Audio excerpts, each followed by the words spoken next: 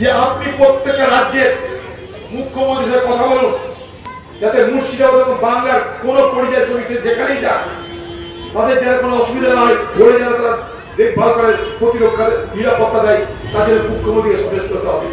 আর কোভিডের সময় থেকে বলে আসছি আমি, পরিযায়ী শ্রমিকদের জন্য একটা আলাদা মন্ত্র করুন, যে মন্ত্র পরিযায়ী শ্রমিকদের দেখভাল ভালো মন্দ নিয়ে আলোচনা করবে। করেনি।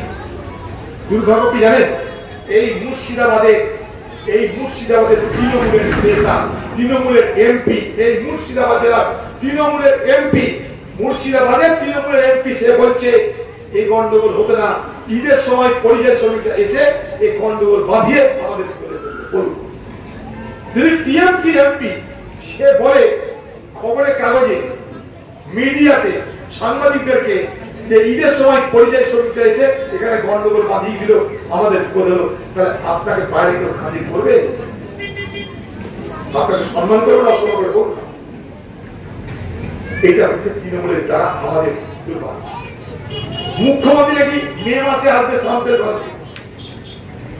আপনি এতদিন আসেননি কেন?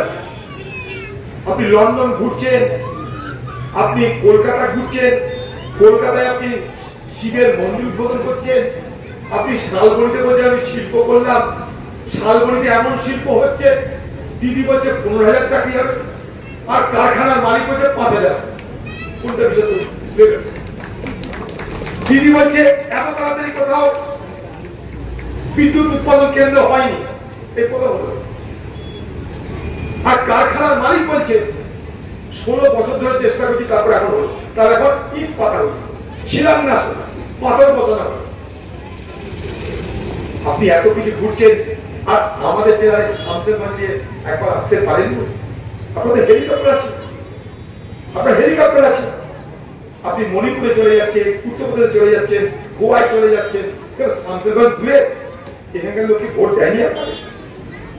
হতে পারে দিদি এখন যে মুর্শিদাবাদের লোকেদের গরমকাল, ঘাম হচ্ছে, ঘামের গন্ধটা তো বেশি, দিদির তো ভালো লাগবে না, তাই তিনি আসছে না।